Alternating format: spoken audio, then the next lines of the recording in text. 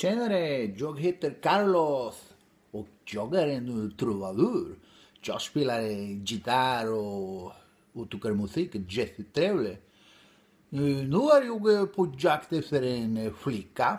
En liten, inte liten flicka, men kanske 30-35 år. Och med ljus hår. Lite som, kanske som Lucia. Och vi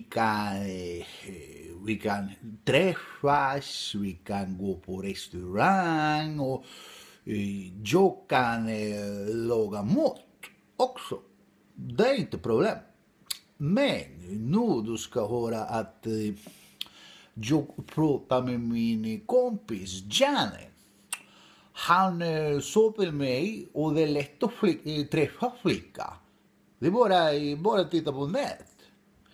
Och då jag faktiskt gjorde som min kompis Janne sa. Jag tittade på nät. Men det enda jag såg var en fisk. En liten fisk som jag tror att det kan ha varit en gädda. Och jag berättade det för min kompis Janne och han skrattade jättemycket. Bara skrattade. Och jag sa, varför du skrattar? Jag träffade ingen flicka.